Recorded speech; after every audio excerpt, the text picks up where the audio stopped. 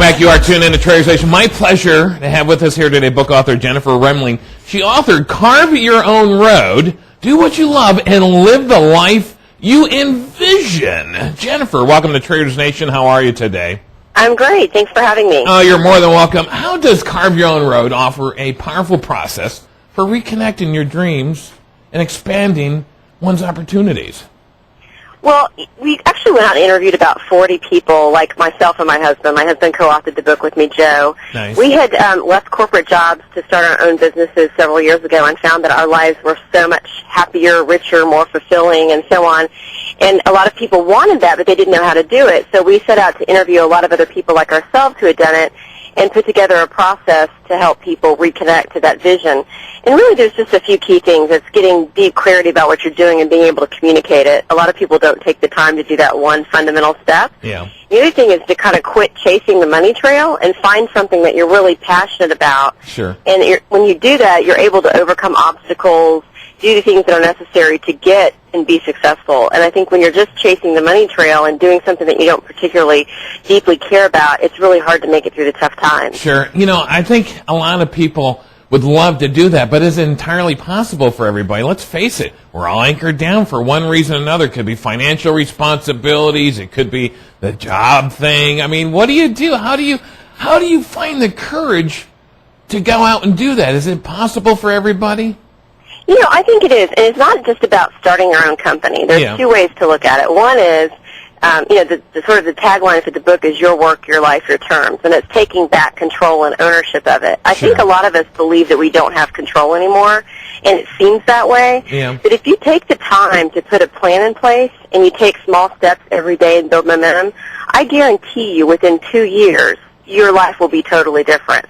This is not about jumping off a cliff and hoping that the net appears. Right. You know, it's about really being mindful and intentional about what you want to create in your career, whether it's being an entrepreneur or figuring out within a corporate structure how to do something that's really powerful and meaningful for you. All right. How difficult is it for people to discover really what they want in their career? I mean, some people just are lost, or some people are right on point. Yeah, actually, you know, I was one of those people that was really lost. Yeah, I know. I went through a journey of excavation trying to find what I was supposed to do. Right. And, yeah. All right, so, and you found it, right? How'd you find it?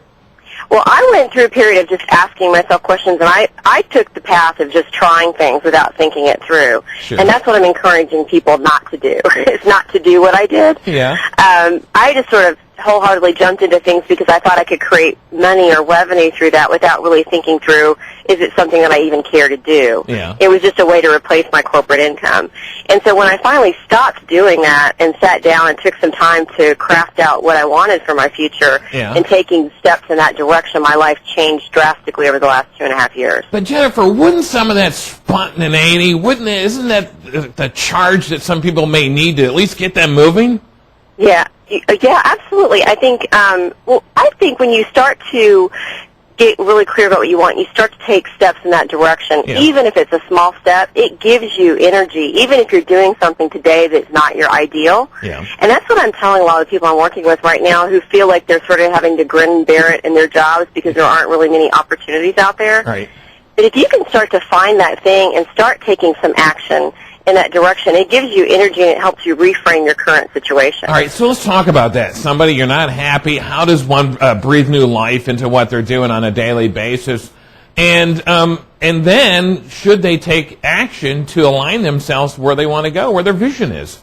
Yeah, I think right now the key is if you find yourself in a job that you're just sort of grinning and bearing it, you really don't want to be there every day. Yeah. The key is to sit down and ask yourself some the bigger questions in life. And I always talk to people about not just your career, but your whole life, because it's all one thing. It's really all life, and your career is a part of it. Sure. So start to craft out what does it look like, and then, okay, given that, let's say it's a 2-year plan, okay, where am I today, and what action can I take today to move in that direction? Right.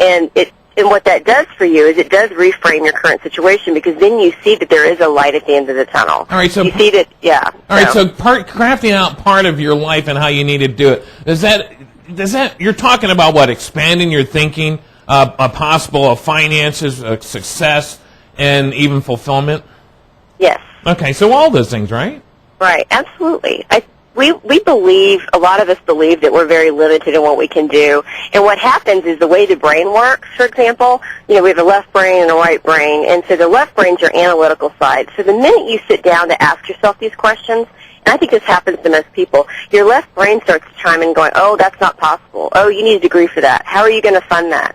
So when I'm working with people, I ask them to ask their left brain to take a back seat for a while. Sure. And let's go all the way to possibility and not worry about how, when, or how you're going to fund it, and then get really creative, and then we can always go back from there to craft it. But if you limit yourself even in that conversation with yourself, you're never going to get much further than where you are today. Jennifer, I like the idea. Toss out the left. No doubt about that. All right, so let's say we're ready to break out. We tossed out the left. We've got our plan, roadmap together, our plan, our tasks, our successful plan.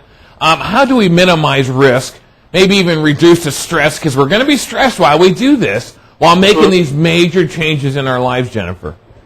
Well, the key is like I said at the very beginning, taking small steps to build momentum. Yeah. What I did, for example, and a lot of the people that we talked to in the book, was they started to talk to people about their ideas and get feedback and find out, yes, this is a viable idea. Somebody will pay me for it. And even maybe doing some work on the side while you're in a job at night or on the weekends to start building revenue, saving some money in that direction.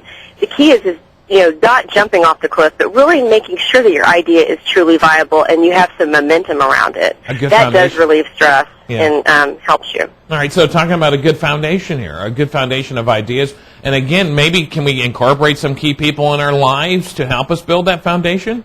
Yeah, absolutely. The key here for myself and also everybody we talked to was finding people to help you. Yeah. So there might be subject matter experts, through your network or through your family or friends' networks to enlist in helping you. On the flip side, a lot of us have people around us that can be negative. Right.